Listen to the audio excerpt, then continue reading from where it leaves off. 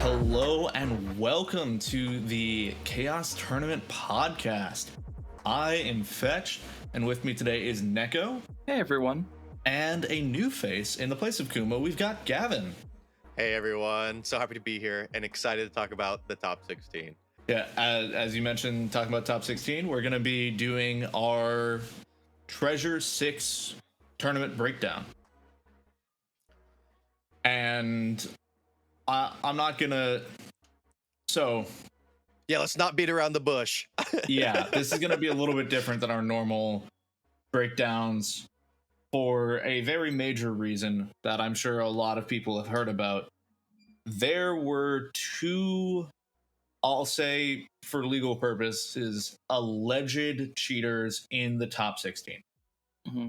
One alleged cheater with a bit of a rep sheet built with some receipts that you can find if you check out our Discord.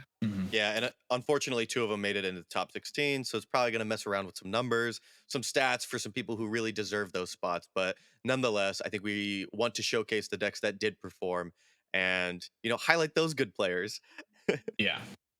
I we'll talk about cheating situation more after doing our top 16 breakdown, but it really sucks that this is something that we have to deal with and that it ruins the tournament for everyone else, both for the people who made top 16 and for the people who didn't. Because if you're like, oh, I played against that person and I was a couple points off from making the top cut, if they weren't cheating, I could have been in there. I could have potentially, who knows how this could have gone, but I could have won.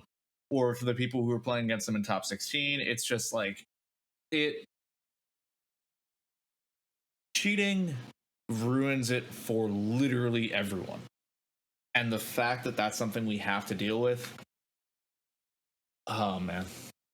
It sucks. It really does. Yeah.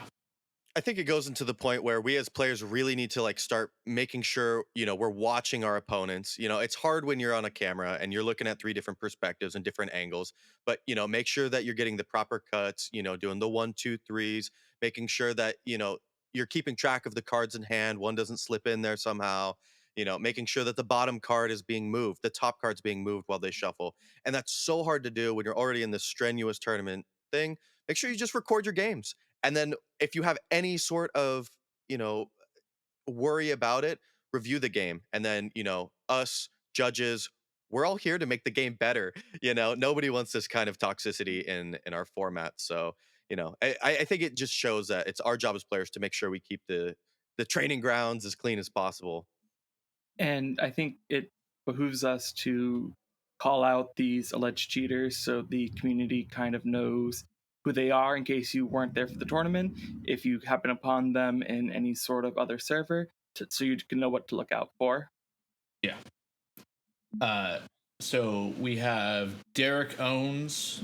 They got into top 4, bringing Liberator.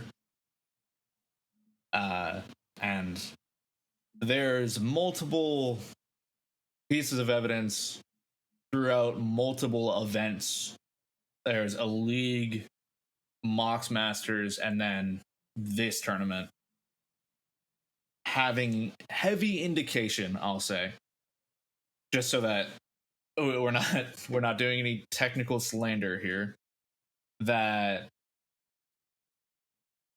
there was stacking of the deck, and for mulligans especially.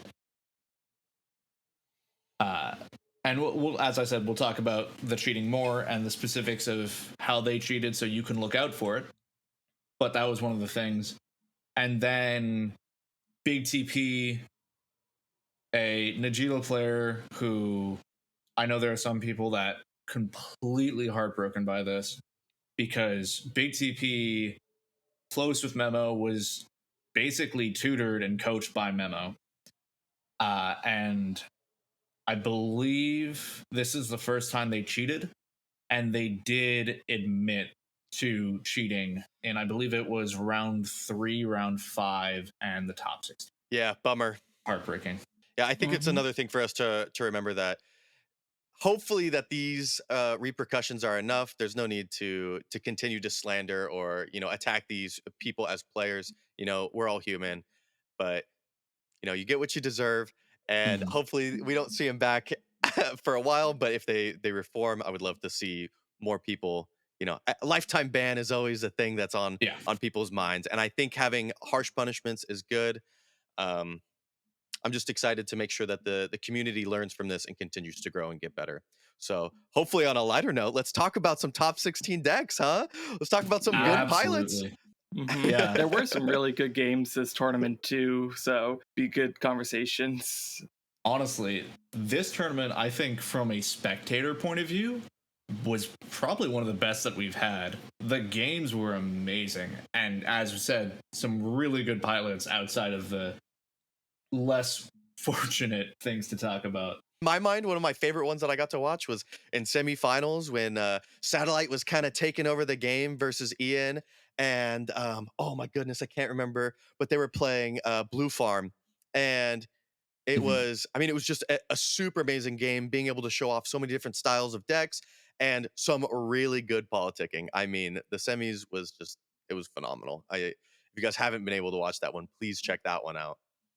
Yeah, and that'll Um, be getting uploaded to our YouTube. So in a couple weeks, that'll be there. But we'll start off with 16th place, Blackweddle, a pretty well-known pilot at this point, I'd say. Has done well with this exact deck. Blackweddle with that Sisay in 16th. And I think this is their third top 16 recently.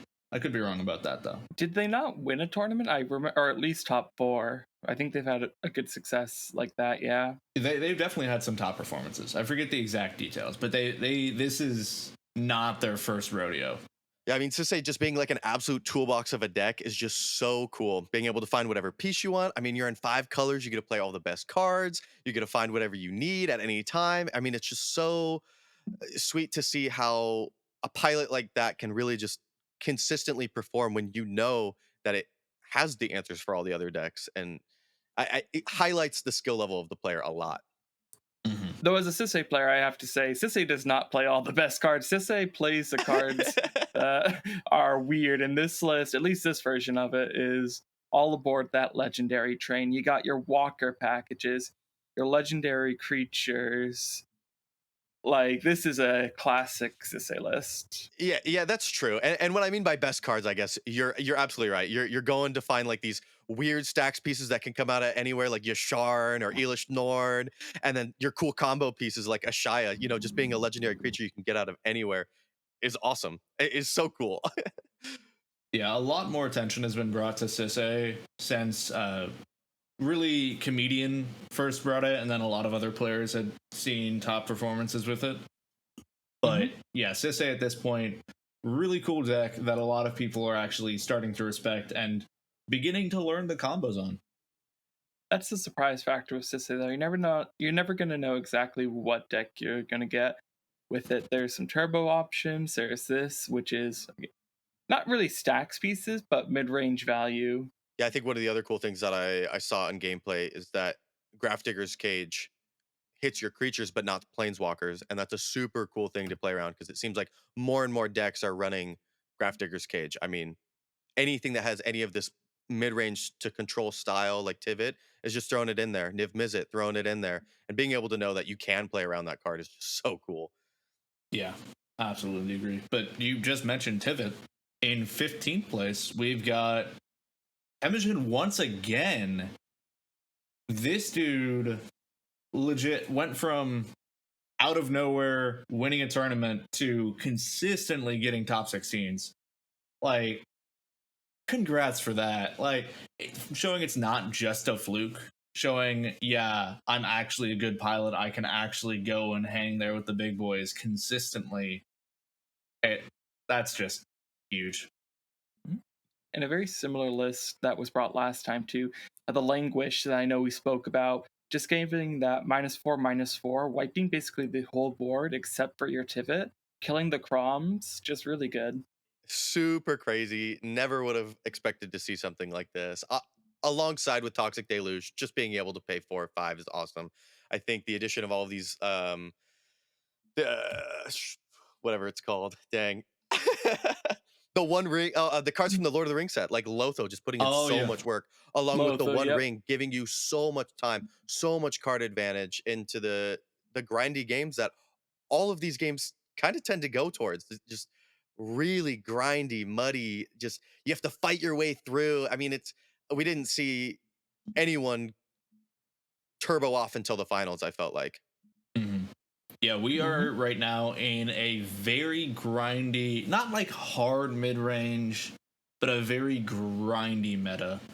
Yeah, and I think that just shows how powerful mid-range is, right? Is because, Tivit is one of those people who can pivot into something a little bit faster, or they can slow down. I mean, they have a Hmm. great commander. It says that it's 6 mana, but you have a rebate for 2 treasures. Like, that's Hmm. crazy. This thing is coming down so fast. It's taking up so much board presence, and it's so hard to remove. I mean, I'm not paying 4 mana for a Swords to Plowshare unless I absolutely have to. Most of the time, that's getting eaten up by the Kinnan or the Najila. And the fact that Tivit just has so much to like not want you to target it is amazing. It's so cool.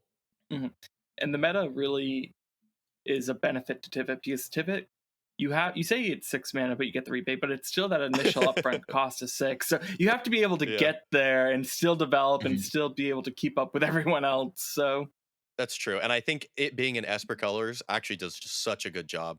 Oh yeah. mhm. But I mean, you mentioned earlier how Kinnan was one of those targets for the swords. 14th place, we've got Butterbread bringing that Kinnan. Yeah. One of 2 Kinnan players in top 16. You might say Kinnan is his player's bread and butter. Oh. Yeah, I think Kidden is a super solid tournament, like kind of deck to just show up and it fits in every meta I've seen, especially this big flipped version. He's running Tezzeret, so a little bit of that artifact find kind of stuff, but you're running all of the coolest, like biggest creatures in the world. Coma, Thorn Mammoth, Colossal Sky Turtle, with the channel ability being able to get around stuff. Glenelendra Archmage making its way into the list as a counterspell on a creature. So much can happen, and the deck can just be completely different from game to game, even if you're shooting for the same kind of win condition. The Sky Turtle is not a card that I've seen before seeing play, so that's a really cool tech. It's a piece that some Kinnan players like because that channel ability can play around so much. And worst case scenario, it's a 6/5 flyer with ward that you can get off a flip and just pressure some more. Yeah, and I think the thing that's so cool, I mean, we get to see the Kamigawa lands just put in so much work with that channel ability. I think having it Mhm. on a creature and then it not be a dead card when you flip it is so cool. Mhm. Yeah, the creatures here too are just again, like you said, the very pinnacle of big flips. You have your common pieces, but you also have the Thorn Mammoth, which is not a mainstay, but a piece that you'll see. And also, while not a big flip, the Spellkite has been making an appearance more lately in not just Kinnan, but a lot of other decks. Yeah, another one that I saw kind of just slipping into list is that Perplexing Chimera. We saw it do a lot of work. It's just such a scary piece, especially when you get your land, the homeward path that just allows you kind of to take control of any spell you want and then multiple spells at a time. It's such a cool piece to see. Yeah, this list very much leaning towards that big flip as they don't even run Fabricate or Reshape. Like, that's just not in the Mhm. list. So, very much on flips rather than combo. Yeah, and I think what's so cool about being able to play green and blue specifically, just those 2 colors, you have blue, a great counterspell package, and then green, all of these great tutors and creatures to kind of ramp you into your game plan that you want to do anyway. The fact that Keenan is only 2 colors is not a big deal at all. He has such great wording and such a great activated ability. He is so fun to play and so rewarding once you really get that snowball rolling. Yeah, absolutely agree. But as we move on to our 13th place, we've got the Blue Farm player that you were mentioning in the semis. We've got Sam Sapper. Yeah, Blue Farm, I mean, just a solid deck. I mean, it's just great. What's not to love about it is that Yeah. yeah, you get to run actually every good card. You have all of these really tight win conditions, and I think being able to perform with that deck again kind of just shows how good of a player you are. Being able to pivot from Underworld Breach, Thassa's Oracle, ad nausing, and all of these kind of just tight scenarios where you can just go for a win so early or play into that grindy matchup where all of the other decks we've talked about feel that way. Mhm. We've talked about Mhm. Blue Farm plenty of times for a very good reason. Though this one has some interesting tech in it that the Saracen big body, flyer, lifelink, all strong things, but doesn't really see a spot on lists most often. At least not for Blue Farm. Saracen was absolutely a consistent thing in Blue Farm, and then people started to cut it, and now it's kind of like a, depending on what you're looking for in the list, depending on your exact details, it's either in or out. And I don't think it's a bad card to include by any means, No. and it works well for this list being a slightly more mid-range, slightly more stacksy, not crazy by any means, but running the Lavinia, running, I mean, if you're not running the Draenith in Blue Farm, you should be, but running Daffy, all that stuff. Mm-hmm. And I think it fits well with that game plan.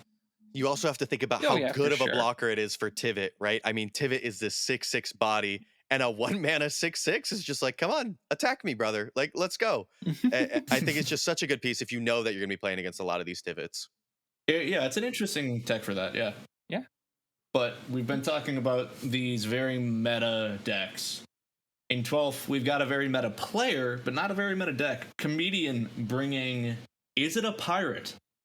Which is a Malcolm list, but not one that a lot of people are going to be aware of. Malcolm Kedis. I do think it is one people should be more aware of because, yes, you have your 3-color Malcolm piles, which are all strong for a variety of reasons, but Yeah. just because you're only 2 colors here, the crazy early value that Malcolm gets you for acceleration in your mana is second to none. Like getting a turn 1 Malcolm into a turn 2 Kedis and getting 3 treasures right away is wild.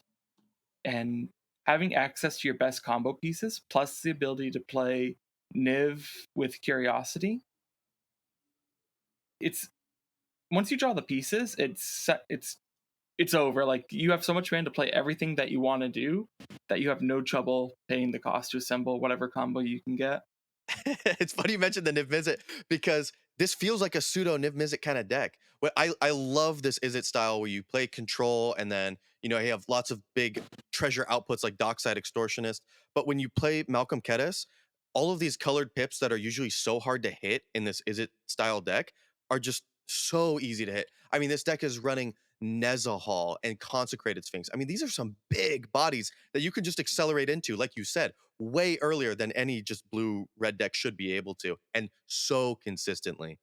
Yeah, Mhm. typically when we see 2-color Malcolm, it's generally a poly deck where it's all about getting out that Glinthorn early. This is almost like the Kinnan of Malcolm decks. It is very much a big ramp deck. You're playing basically Secret Commander Niv Mizzet. You've got Nezahal, as you mentioned, Consecrated Sphinx. You've got Wandering Archaic. You've got even Breaches. Like, it is all Mhm. about getting these big value cards that allow you to just go ahead of the game. And like both of you guys said, the win conditions that this deck plays off of is so cool. You're running the Niv Mizzet Curiosity, you have the Glinthorn Buccaneer, and you're also on the Dualcaster Mage package, which is, just kind Mhm. of jamming your deck full of all of these possibilities to just kind of win out of nowhere. And I love to see that, being able to Mhm. just have all these utility pieces also be win conditions. I honestly think people underestimate Dualcaster. Like, a lot of people are like, "Oh, Dualcaster, it's just a combo piece. It doesn't do anything really." So you cut it from decks where there's too many colors, and it's like, yeah, I understand cutting it from decks where there's too many colors, but Dualcaster is actually a really flexible card, and depending on your list, so is Twin Flame.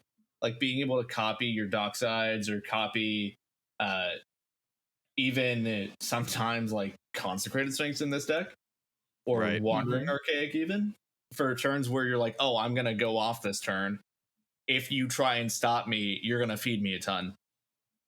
It's a really cool, flexible combo where 5 mana to win the game, or you can use them independently to do stuff. Mm-hmm.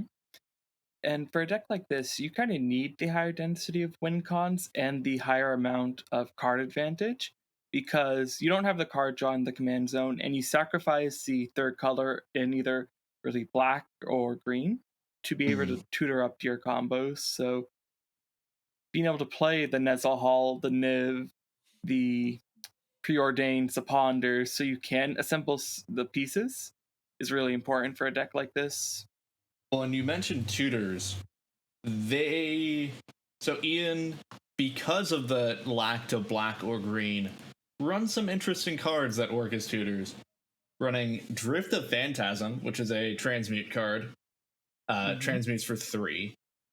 And then what I think is the way cooler one, Step Through, that has Wizard Cycling. Mm-hmm. So 2 mana, discard this card, search your library for a wizard. I could think of one card in particular that is a very powerful dragon wizard that you want to play in this deck. Yeah, it definitely just goes to show how much of a pseudo commander Niv Mizzet is. I mean, he's so consistent. That Drift of Phantasms, you said, going to find a 3-drop, your Tandem Lookout, your Imperial Recruiters, all these things that are just going to accelerate you to just ungodly amounts of card advantage or mana. And it's so cool to see. Mm-hmm. And what's fun about the Step Through Niv is that it doesn't present any opportunity for your opponents to counter what you're doing. They can only interact with it once the dragon is on the stack, basically. Yeah. Or Well, on the field, I should say. Yeah, because being uncounterable, there's very few ways you can interact with it on the stack. I do want to bring up Ian opting for Heat Shimmer over the Twin Flame.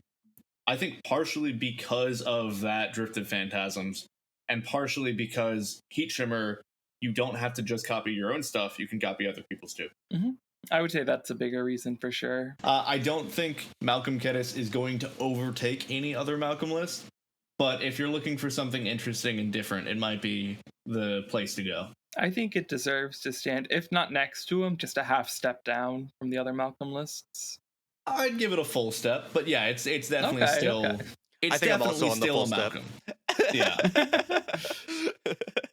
Malcolm with red, there's only so bad you can go. Yeah. But going on to Sharky in 11th place, bringing a deck that Sharky has relatively, pretty much pioneered, I'd say, with Crom Tevish.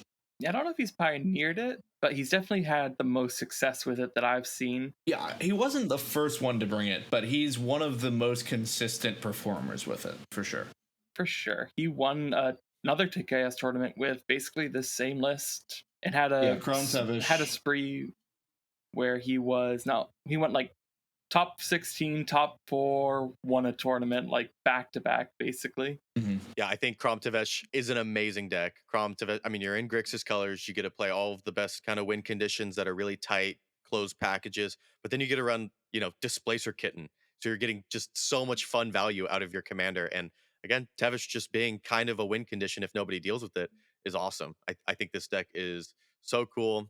It's in my mind, kind of the Grixis equivalent of Tivit. Honestly, Tevish Zot, kind of a terrifying card. Absolutely.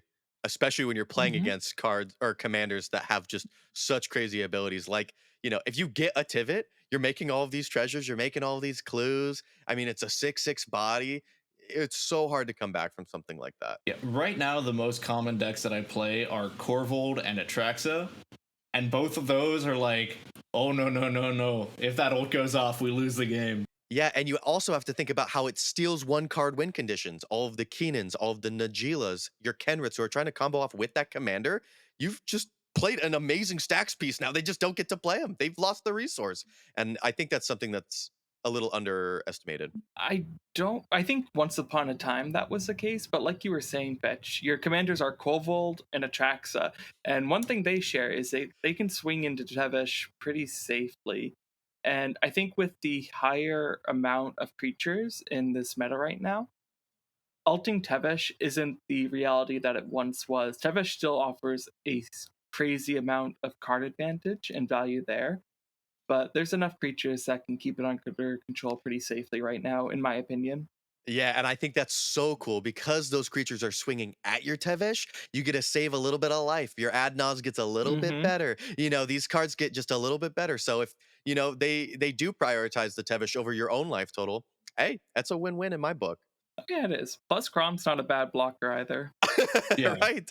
With Tevish having both of the abilities, other than the ult being a plus, you're getting value regardless, and people are being forced to put resources into your Tevish, and either away from your face or away from other things that you care about more. Exactly. Absolutely. And like being a resource in this deck too, Necropotence as an inclusion is interesting to me. Yes, I know it's a really good card, but I feel like it hurts things like your Breach Plan. But if you can draw enough cards early, you're just going to draw into the Thoracle package or something like that will just let you win. Right. I am a big fan of Necropotence personally, just because while yeah, it can be sometimes hard to get out, that triple black is really hard to pay for if you don't have a Dark Writ. It just turns so many hands from mediocre into godly. If you get it out early, like turn 1, 2, yes, it's like insane, but more often than not, I see it kind of later in the game where it's not quite as effective. I view Necropotence a lot like a wheel, but it's a wheel that is one-sided. Mhm. You're able to dig a little bit deeper with it. You do have a downside, but it allows you to turn a hand from junk into gold. Yeah, and I think what you're saying about seeing the Necropotence later, hopefully it doesn't hurt your Underworld Breach package if you do see it later, right? Your graveyard's still kind of Mhm. full ish, maybe. And if you do go into the win for it, I could definitely see that being an issue. But I'm pretty sure we're on a lot of good like bounce spells. Bounce that thing back to your hand and kind of unlock yourself and being able to pivot into still an Underworld Breach combo from your Necropotence. Weirdly enough, these bounce spells are usually to stop stacks pieces. He's on his own stacks pieces like Cursed Totem, Defense Grid, just being Mhm. super cool. Usually not a card that gets played unless you have a way to easily tutor it. But I think it's awesome. Not being able to have that white, Grixis being able to kind of throw in their pseudo Grand Abolisher at times. Well, and I mean, there are plenty of times that I've seen someone throw a game with the Necropotence because of them using LED, and the amount of times where I'm like, no, no, no, I'm not going to concede yet, just because I want to see whether you just throw here. Yes. Exactly. It's like, I Yeah. see that you have the win. Will you just throw it all away because you don't realize? But yeah, Necropotent's a great card, and a whole bunch of other very good cards in this list that do really cool things. And Sharky's a great pilot. Oh yeah. It is. And I guess the Necropotence too, with one card that I'm just noticing now, is all the better. Born Upon a Wind. That can do crazy things with Necropotence. Yeah, a super cool card, just being able to do anything at flash draw card. I mean, that is such a great utility piece that I'm surprised we haven't seen more of.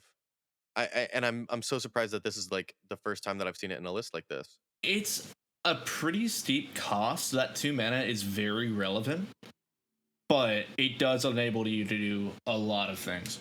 Mm-hmm. Yeah, I'm just waiting for someone to instant speed Thassa's Oracle Demonic Consultation after somebody's already gone for a win. I think it would just be so cool to see and really just, making people play honest. Mm-hmm. But moving on to our 10th place, we've got Devrick bringing Najila.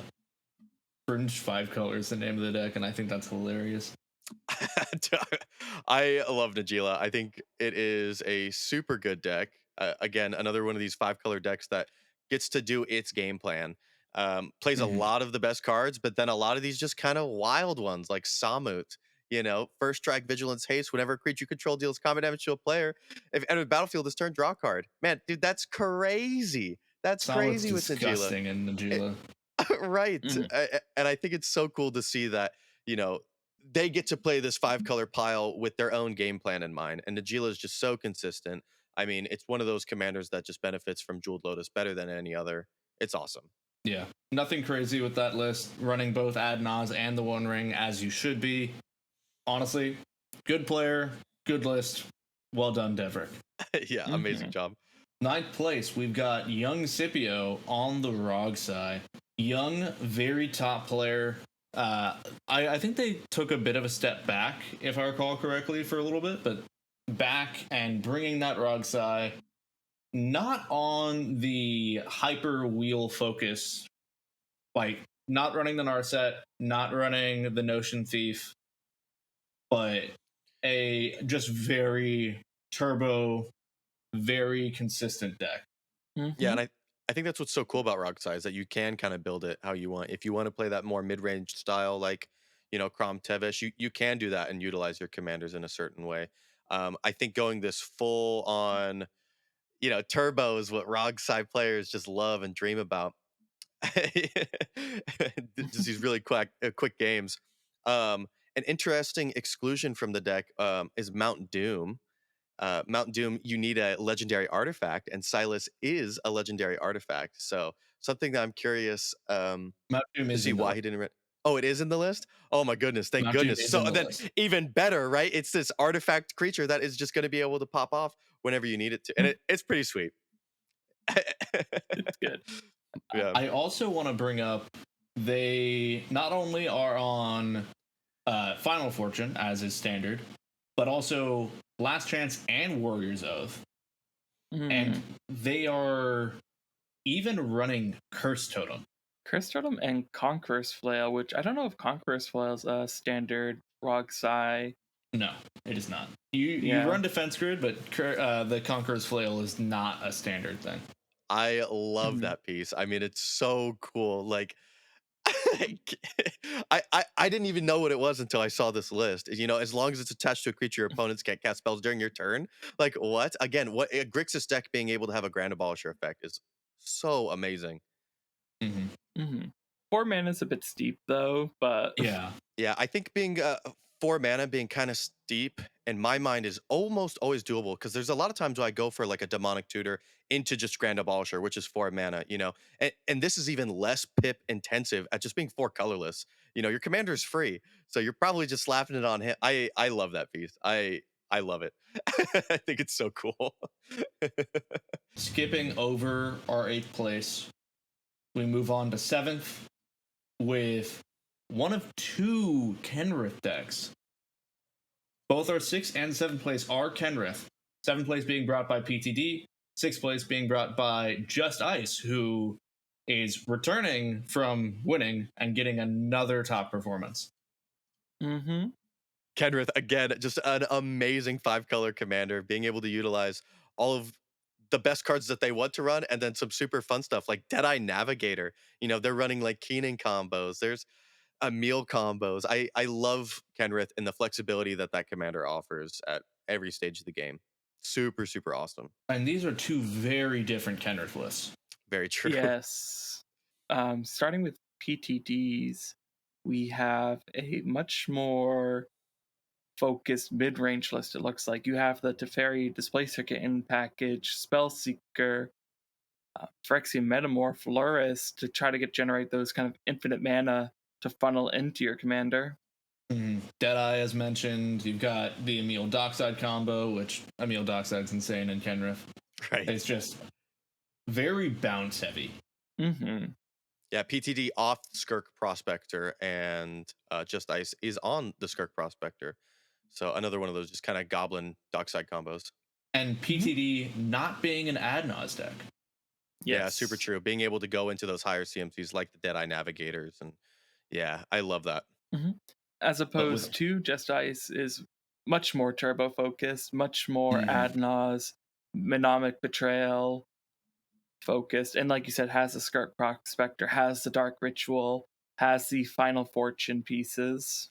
Right, even on Final Fortune, so fun to see when you're just playing a deck like that. And again, when you see a commander that can just go either way, if you want to play this mid-range style or you want to play this all-in style, I love to see it. And that diversity is just beautiful. I mean, Ice is even running Bring to Light, which I think that's pretty insane. I agree. Yeah, I agree. That's crazy, and it's wild to think that he's on Adnaz running a card like that at 5 mana. That's cool. I respect it, and I love that mentality. Something kind of interesting. The deck for Ice. So the name of PTD's list is the King's Kitten 2. Makes sense. You're a very kitten focused list. The deck for Ice is Evo Knievo, which hilarious name. I love it. But I don't think I'm seeing an Eldritch Evolution. No, I think I only see the Neo form as the pseudo, and I'm sad to see that that card got taken out of his list because it's such a good name. It's such a good name. Neoform's close enough, you know. Yeah, close enough. Close enough. Fifth place, we've got Could Be Anyone once again on that Sisse. Yeah, again, a much more legendary planeswalker focus list. This one is on things like Rocco. It has Sakashima the Imposter. Yeah, just those good legendary pieces that you can either tutor out or play for that extra value. The Invasion of Ikoria is notable. This one does run, again, the Aminatu package. This one isn't on the Dahada line, though it does run Cultist. No Chromatic Ori like the other list. But does run things like Ashiok, Oko, so more of those kind of mid-range value control planeswalkers. Ashiok can put in a lot of work in both preventing searching and letting you mill your opponent's decks and exile their graveyards.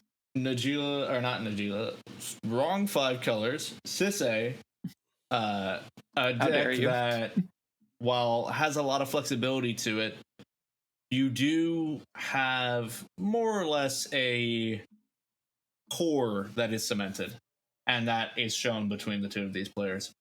At least for the mid-range builds, for sure. This one is on Smothering Tithe too, which is a piece I like.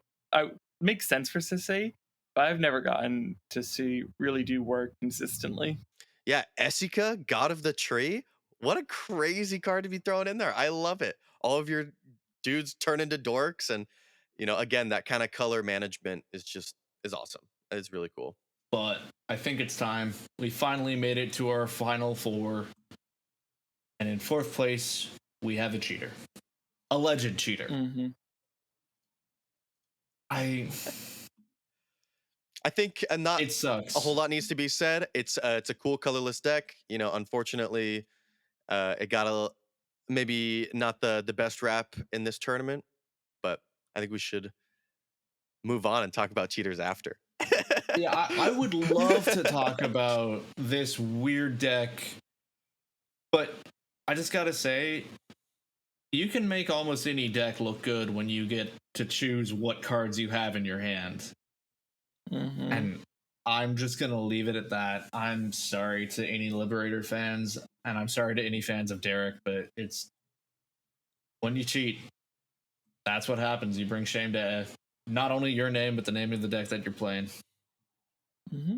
3rd place, though, we've got a much more respected player. We've got one of our Kinnan Kings. We have Wounded Satellite. Grind them into dust really has been showing up grinding in the tournament scene.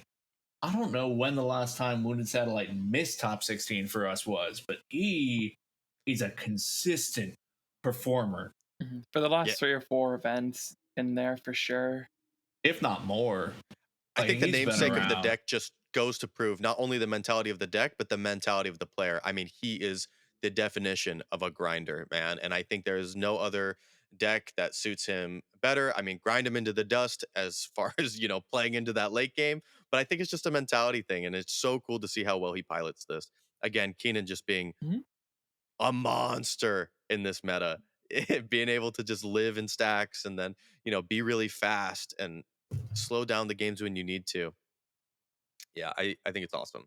Speaking of being a monster, a lot of big flips in this one too. Identical, I think, creature package to the Kitten deck we looked at earlier, or close enough that you can't notice at first glance. I think the only difference is this one is on the Trophy Mage. Yeah, Trophy Mage, picking up that speed a little bit more on the artifact.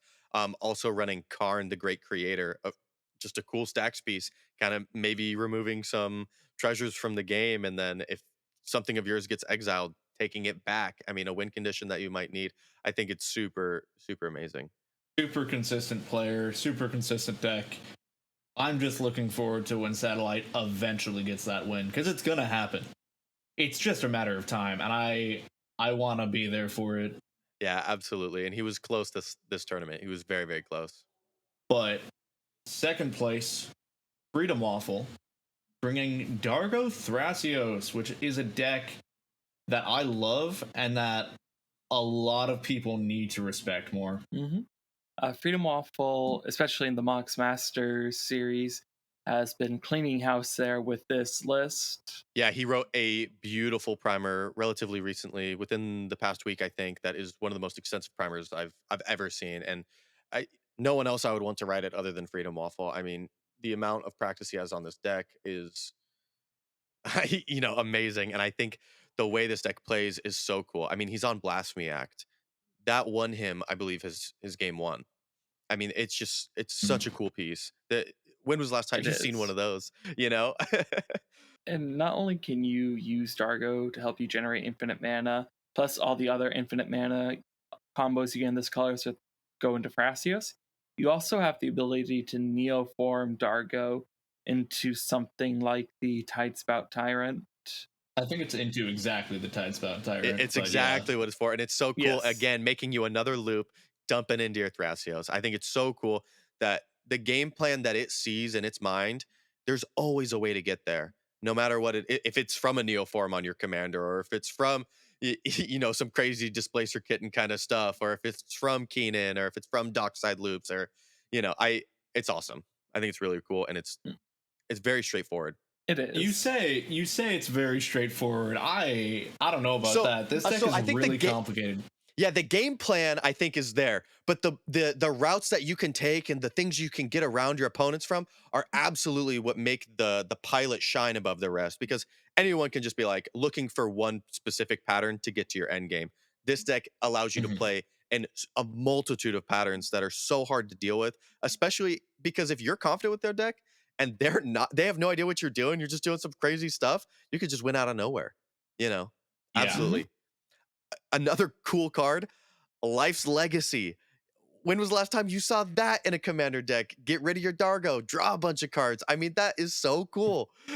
It's amazing. 2 mana, draw 7 seems good. It's really good, yeah. Right. And again, greater good and enchantment, sack a creature, draw cards equal to the power. It's just so cool being able to, like, again, really leverage Dargo and then just capitalize it with one of the greatest commanders ever, Thrasios. So very cool deck. Very cool. I don't know if Wounded was ever on this package, but I know some versions run the Phyrexian Altar or Bergi lines. This one doesn't. I don't know if that's a change that happened recently, but I'm interesting assuming to you see. mean Freedom Waffle, not Wounded. Yes, Freedom Waffle. Wounded is a different player that we talked about. Yeah, Freedom Waffle. Yep. Yeah, and it might be just like a play pattern thing. Yeah, for sure. Yeah. But going into our first place, we've got, talking about all these different cool decks. Blue Farm is still, yeah, Blue Farm. Blue Farm's still the top of our format. Yeah, Blue Farm's amazing. So solid. Kuza being the pilot for this, a pilot that I personally am not familiar with. No, I've played a couple games, or I've seen him play a couple games in some Discords and some leagues, and was able to talk to him a little bit. And he's definitely one of those guys who's a great pilot. He knows his patterns that he needs to go to. And it was funny, we were talking about the deck list. He had to add a little bit of his own spice just to make it feel like his own, because Blue Farm is one of those decks that you'll get ridiculed if you're off one card. That's the 20XX of CEDH, and he's on the cute little Goblin Warrior Sardian Avenger. I hope nobody looks at this deck list and decides to add that. I'm not a Blue Farm player, but I think it's so funny that it put it in there. It was seen once in the top in his deck, and it was off of Adnaz, so he took 2 life from it. Goes to show how powerful the card is. Yeah, I'm pretty sure that he said he literally just put it in this morning, like half an hour before the round started, just because he thought it'd be cool. It's something for sure, but it worked for them, I guess, at least a little bit. Well, they never played it, so... Oh, there you go. Other than that, I think a really tight package. I mean, it's Blue Farm what you think it's going to be. Um, you're on Dam. It's a great overload spell. You're on all your great. You're on Sarah Ascendant. So another just kind of like good creature for Timna, and I think it was awesome to see him really showcase that deck. Mm-hmm. I look forward to all of the Stardian Avengers going into my games. Yeah. I mean, on paper it does stuff for you, right? So Well, on maybe paper, new yes, secret but- tech, yeah. And what is Magic if not words on paper? Absolutely. But that is our top 16, and we're gonna have to talk more about the elephant in the room. But this time we're gonna do it in a way for encouraging you to actually deal with cheating. So, as was already mentioned by Gavin earlier, right out the gate, record your games. Recording your games is the way that we caught Derek in the first place. Like, Yeah. Unfortunately, the allegations of cheating started in round 2, and if we had recordings and were better suited to be able to actually like look at the games, he maybe not even be able to make top 16, and be able to fix this pilot. So please record the games, and if there's any doubt in your mind, get them up as soon as possible. yeah, we, as someone who was a part of the team reviewing Derek, we had one game that we were able to review during the tournament, of his play in the tournament, and unfortunately, that one game wasn't enough to prove anything, so we couldn't take any major action. But that combined with the evidence from previous players, where we could finally reach out, get connected with other organizers, because the dude, there's proof of him, or there is evidence of him cheating in a league as well as Mox Masters and Chaos. And the fact that none of us were individually able to do anything shows, one, how hard it is to shut down someone from cheating, at least if there's no video evidence, and two, how important that video evidence is, because us having proof from each of those individual events was enough to finally get the dude banned. Mm-hmm. And I will say, both of the cheaters here, and as a general rule going forward, at least for Chaos, if you are caught cheating, you're getting a lifetime ban. Just straight up, you're gone. If you want to eventually contest it, or not contest it, appeal, then obviously we don't want to just curse you forever and banish you to the Shadow Realm. Yeah, but it's hard to like, show any sympathy. You know what you're doing. It's not like it's an accident, Exactly. and especially Exactly. because Mm-hmm. like we're all playing to win and we're all trying to have fun. Dude, it's a kid's card game. What are you talking about? I get that there's money on the line, but a lot of this is more than just winning or losing for people. This community is everything for everyone. And so again, just trying to keep it wholesome and healthy is all you can hope for. Mhm. And I think we've even talked before on, why people cheat, but looking at kind of how you can be vigilant and prevent it. Like we're saying, record your games. Yeah. And like during the game, it's hard because you're trying to focus on what you're doing. Being able to go back and review it is so helpful. Mm-hmm. If you notice anything suspicious, don't be afraid to call a judge. Don't be afraid to use your recordings, send it into either tournament organizers or judges, as well as doing your own personal review. Because we went through multiple judges from multiple different organizations in order to confirm, yes, this dude is cheating. Yes, we've got him. There's enough proof here. We can ban it. And I honestly, don't be afraid to say, hey, this looks kind of suspicious. Can you guys keep an eye on it? Because giving a heads up, even if there's nothing that we're going to act on, as far as like doing bans, allows us to keep an eye on it for the future. If someone is cheating, then, or at least you suspect them of cheating, having the ability to call a judge and have the judge sit in the room, just be in the lobby as a casual observer, can discourage a lot of future behavior, at least in that game. Mhm. And again, with discouraging behavior, just say you're recording your games. I'm sure they're a lot less likely to anyway, if they know. If they know. Well, and as some additional discouragement, if you ever think about cheating, know that if you do, you better be prepared to say goodbye to playing this game ever again. You, especially online, you carry a reputation with you, and we've seen people who were notable, who had strong names in the community, just with one instance of potentially of cheating, or even just being suspected of it, were just shut down, shamed, everything. Yeah. Mhm. Yeah, with Derek, it was small stuff where it's like, okay, is this person shuffling poorly and that's what's going on or not? And so we had to take multiple pieces of evidence to get proof.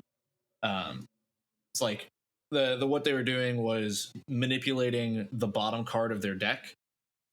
So they would shuffle in such a way where the bottom card wouldn't change, or it would only be like one card added on, and then would take that and put it onto one of their piles. So even with the Brazilian cut, which does make it much more helpful, the Brazilian cut makes it where it's a 1 in 3 chance that he gets exactly what he wants, rather than the without the Brazilian cut where he just gets exactly what he wants. And there were some instances where there wasn't even the Brazilian cut presented. They just manipulated the bottom of their deck and drew cards there. And that's something people can miss, right? The Brazilian cut can be a bit tedious. It feels tedious to have to do, but making sure that it's being done, making sure that people are cutting the and stacking in a way that you tell them to, so important. So keeping that extra eye out during the mulligans is something that you should practice doing, especially getting the idea of shuffling your deck at the same time. Mhm. Well, and if you're doing a Brazilian cut and someone doesn't take the pile that was said, that's a big red flag. Mm-hmm. It's a big red flag. That's true. That's true. That is a big red flag. I think moral of the story is that we should do more than 3. Get those percentages up. We'll start calling it the chaos cut, and there will be 8 piles. And I think that I think that'll be better. Sorry to make light of it. It's just the whole situation sucks, and there's Mhm. only so does. much that we can do against people who are morally out to cheat. Right? You said that there's ways that they're going to manipulate their deck to make it so it's a 1 in 3 chance, but everything that you do, the cheaters will be out there, and they're always going to find something else to do. And to them, it's not necessarily cheating if you don't get caught, right? Or you're not even trying if you're not cheating for some people. And I think it's just more of a community issue. And I think over the course of bannings and the nice talks that we have and these new ways of playing the game, like the 3-way cut, is just better. I think it's good, and it'll eventually flush its way out. Just stay strong, those of you who think about cheating. Don't do it. What are you talking about? Mhm. And it's important too to recognize the times where people will most likely cheat, or at least be most likely to cheat, especially during the initial mulligans where a lot of focus is divided amongst your stuff and the initial pregame conversation, getting everything set up. A Mhm. lot of stuff can happen then when people are maybe shuffling on while they pass the turn to another player. When the focus is on that player, they may try to manipulate their deck. So trying to keep an eye out there, see if they're taking their hands off the field, or Yeah, if they or that's a big reaching one. off to the side a lot often. You know? Yeah, especially just being in pools. Yes. Mhm. Just especially being in pools, they know that Exactly. this is like, I'm not on stream, I'm not being recorded, there isn't a judge in the chat. I have a little bit of leeway. Let's get this in. And so those are the times when you need to be that much more vigilant. And again, just record your games. Say you're recording your games, and just make it known to everyone that if there's anything that is going on, there's just going to be no doubt about it. Mm-hmm. Yeah. Make sure not only are cards on field, but cards are fully visible, because there are Mm-hmm. times where someone will so what happened with Big TP, uh we had one piece of evidence that was enough to confirm there was cheating. He went to reach for something off the camera, and in doing so, intentionally covered their entire deck where you could not see what was going on with the deck. Mm-hmm. And then coming back to it, you can look and see that the top card is manipulated from what it was before it was covered to what it is after it was covered. And that one piece of evidence was enough to prove that he cheated. Mm-hmm. And so keep an eye out for if someone is taking their hand off the table or covering up cards or stuff like that. Keeping an eye on Obviously, hand size. yeah, keep an eye on hand size. That's a huge thing. For some of this stuff, it may not be intentional, but if you see it, be like, hey, make sure you don't do that again. So that even if you're not gonna, even if they're not cheating, just making sure that they know that, hey, that's not something that's okay, or hey, that's something that I need to avoid doing that in the future. Or if they are trying to cheat, be like, oh, I'm not going to be able to get away with it. Mm-hmm. It's huge for stuff like that.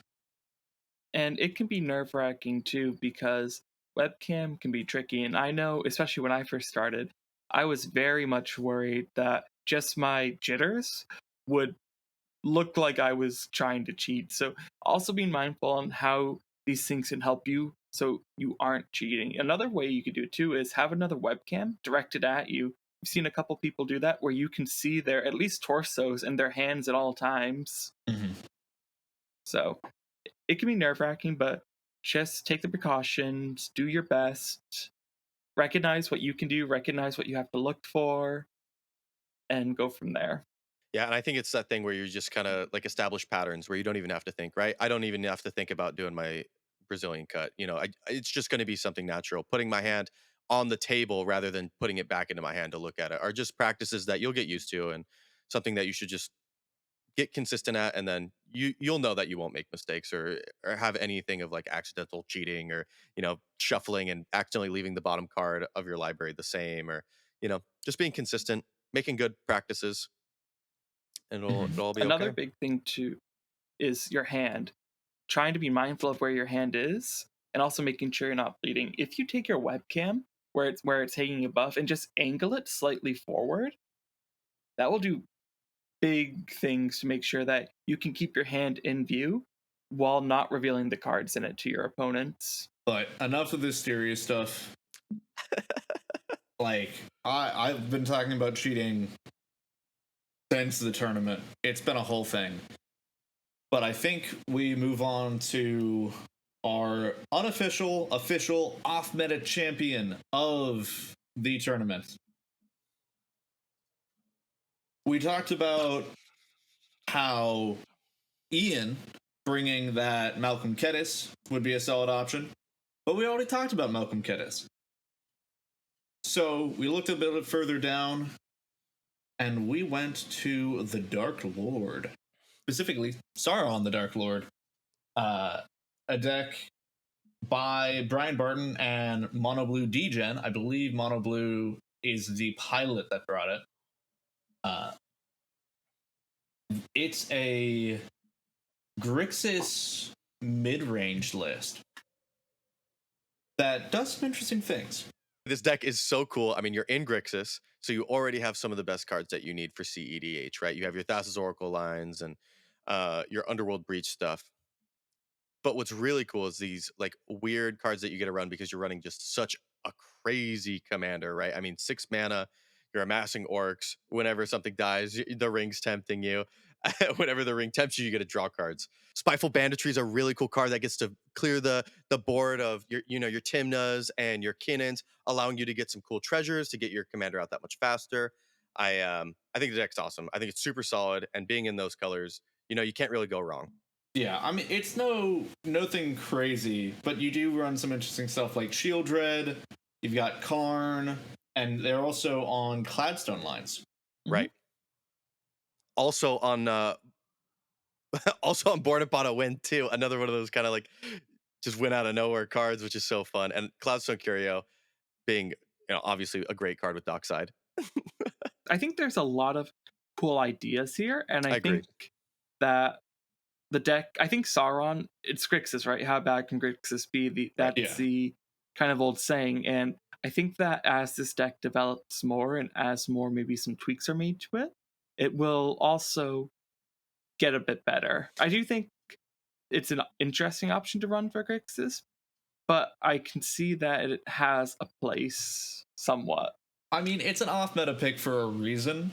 Like, I'm not gonna say that this is the best deck in the format, Yeah. but it's Grixis. It's cool. It does some interesting stuff, and it brings its own flavor, which is nice. It does.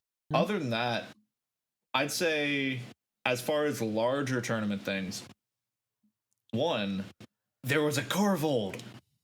Let's go. Sorry, I just love the deck too much. But yeah, I think the biggest thing is the return of Kenrith. Yes. I agree. 5 Kenrith decks, which when we were only seeing maybe one up until last month, quite the jump for this deck. And I think in small part, the couple of notable placements the commander has gotten between this and Mox Masters has brought it to people's attention a bit more. Kenrith living up to his name as the returned king. Yeah, for sure. Mhm. And it just goes to show like these 5-color decks, Najila with 11 entries. Yeah. It went more than Yeah. Blue Farm. Blue Farm at 9. It's kind of crazy to think how people kind of just love piloting Najila. It's very rewarding. So of course more and more people are going to be bringing it to tournaments, and it's cool to see. Yeah, you definitely see the commanders you've been seeing by and large 9 Tymnocroms, like you said, 5 Sisseys, 5 Kinnons, 3 Roxai, which Roxai is an interesting deck when you talk about tournament statistics because it's the one people say makes it to the top 16 but doesn't convert after that. It can sweep through the Swiss but can struggle against people who are more familiar with it. But still so strong that a deck you have to respect and can catch people sleeping in a mid-range meta. Absolutely. Yeah, I think one of the other things about this tournament specifically is the requirements, the points requirement, like the point requirements needed to make top 16 were pretty intense. Mm-hmm. With that 5 round, you could be at 11 points and still not make it. Yeah, pretty crazy. Yeah, about half of our 11 point people made it. If you're above 11, you're safe, you're good. But it is not easy to be above 11 points. No. Really interesting how that is the case. It is. It kind of goes back to needing both consistency and player skill, but also a deck that can perform under a good pilot. Mm-hmm. A couple other things that catch my eye with these turnouts are Ob Nixilis. Just again, kind of a deck that was really got people talking. People were excited about it when it first came out, had some good placements, and then after has unfortunately petered out a bit. And Dahada, which we talked about at length, kind of the Mardu Summer mentality in our last breakdown, only down to 1 entry this tournament as well. I mean, we did say that Dahada was probably overhyped a bit. We did. Yeah, I think Mardu Summer is never going to end for me. I love Mardu. I think it's so good. If you look at the statistics on top 16, it was not only summer but, spring and now fall, highest percent win rate. And I think the fact that Dihada is just kind of a weird one, and also really I think encourages a lot of extra politics. Like, That's fair. are you sure you don't want to swing at my commander? Oh, are you sure? And it dies, gets reset, and you can kind of pop off. And I think it's true to see that Dihada going down is normal because the deck is not easy. It's not easy. Mm-hmm. But honestly, the other thing that I noticed is the amount of drops that people did.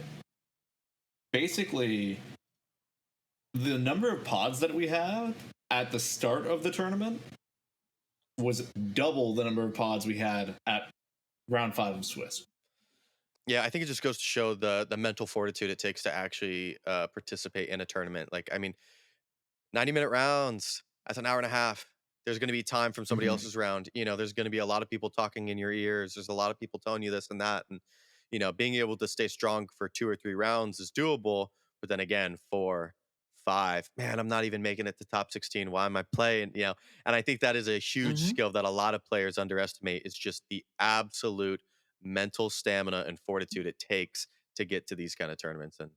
And there are people that they go 0-2 and get really discouraged and are like, nah, I can't make it, I can't do it. Or even go 1-1 and sometimes will drop, or 1-2. And it's like, if we're looking at it, even if you go 0-2, you can technically You can make it still back. make it. Yeah. Is it going to be Mhm. easy? No, by no means. But just because you go 0-2, the game's not. You could still squeak by and make it into that top 16, especially if you go 1-2. It is so much easier to do that than going that 0-2 route. It So is. I think a lot of people count themselves out before everything is said and done. Yeah, I think we also have to count things come up. People may have not slept well. There's different reasons people may drop in. I think by the All time you do get to Johns, round all 4 or 5, it Johns. becomes all No Johns. excuses. But by the time you get to 4 or 5, it becomes a lot more evident if you're going to make it, and I think that's where you see a lot of the drops come in.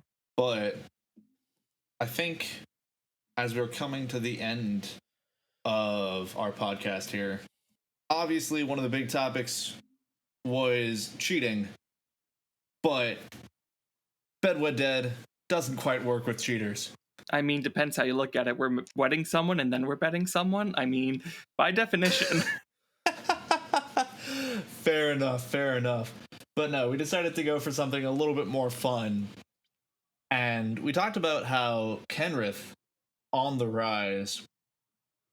So we're going to be doing Bedwed Dead for 5-color decks. Kenrith, Najila, and Sisay. Well, I guess I'll go first then. I Normal. Oh, Go sorry. ahead. Do more people go? Do we go at the same time? Do we agree, or do we all have different opinions? No. We No. go. Normally, Okay. Kuma goes first, but Kuma's not here to All take right. that first swing. I think it's an easy bed with Najila. She's just a baddie. She has the coolest combos. I mean, she just comes out of nowhere. She'd treat you right. And everyone else thought the same thing. 11 turnouts? Come on. Yeah. I think to marry, I love Kenrith. He's consistent. He has a very good game plan, and he can kind of be built a lot of different ways. A long time ago, we saw him built like really stacks heavy. Now it seems to be more mid range, and then and even one turbo list, which is really cool. I like that kind of just all around being able to. He's always got your back kind of deal. No matter what you want, he's got you. And unfortunately, Sisay, sorry,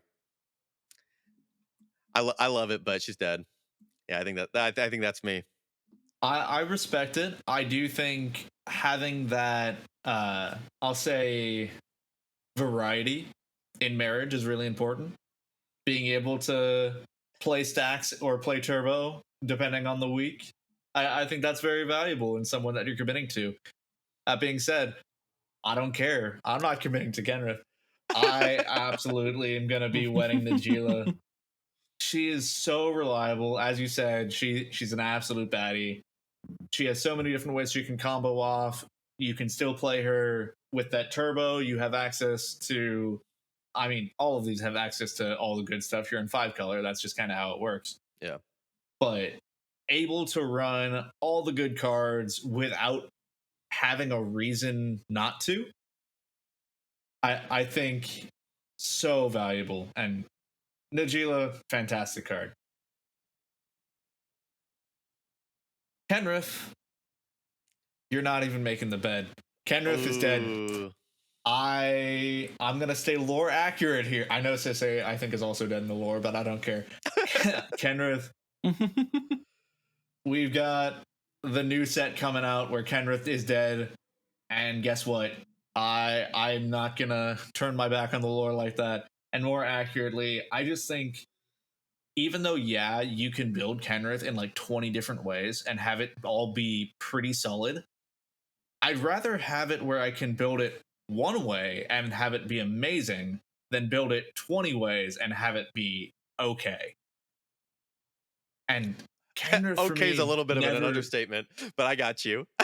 Well, Kenrith for me never goes from a good deck to a great deck. You are always going to have a solid deck. You're always going to have a good deck whenever you're playing Kenrith. But it never just takes that extra step to something fantastic. Sisay, on the other hand, Sisay, what she does is very unique, very niche.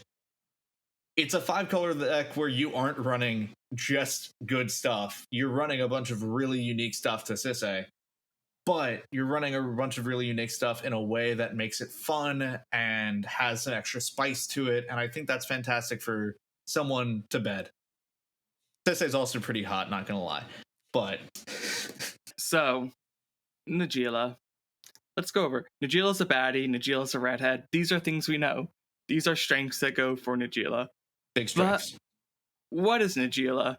Just a warrior, right? Like, when you compare to the other two, like, what are you really getting there, right? You have a king and a captain. Najeela just can't compete with that. And while she may be fun, she's on everyone's list, right?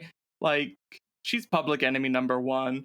And that's just going to come with a lot of baggage for you. So, right off the bat, going to have to dead Najeela. Dang. So, Kenrith. Kenrith's a king, right? Like, and even if he's dead now, right? Have you ever seen, Death at a Funeral? Like, you bed the king, you show up, and all of a sudden you cause a little chaos, you get a little money, you know? You get your payday, right? You tell some secrets, you learn things, and Kenrith likes variety, right? It's never the same position with Kenrith. Kenrith does it all these different ways, and oh boy, does that leave you with some stories. So, I will bed the king. And when I'm done, the king won't be returning. Oh, dang. Okay. So that was Sisay. So I love Sisay already. But Sisay's a captain, not quite a king, but still a lot of power that comes with that, right? Gotta respect the power. And, you know, you come with a ship. Ships are nice. A flying ship. So a lot of cool stuff there. And then Sisay can summon a friend, right? Sisay can summon a couple different friends. Keep things a little spicy, like you said, Fetch. Oh, no. So I will wed Sisay. It's cool. I'm glad we all had different takes on it. I'm not at all surprised that you went for the wed on Sisay. But man, just taking out Najeela. Mm-hmm. It's okay. We are allowed to have diversity of opinions here. Yeah, we're allowed to be wrong Yes. every once in a while. I know. Who would not bed the king? I think it was a beautiful take. But that brings us to the end of our show. Thank you everyone for watching. Make sure go ahead and go down in the comments and put your own takes on that Bed Wed Dead. And also thank you to our patrons. Special shout out to Frenchie at our Felder Guardian tier, as well as the Exterminator, Suzu, Tax Auditor, and that Mandu at our Displacer Kitten tier. Thank you to all of our patrons. Thank you to all of our viewers, all of our subscribers on YouTube. Like, legit, couldn't do this without you guys. Make sure to go down, put your thing in the comment, click on the like if you enjoyed this, and we'll see you next time. That's good. Thank you so much, guys.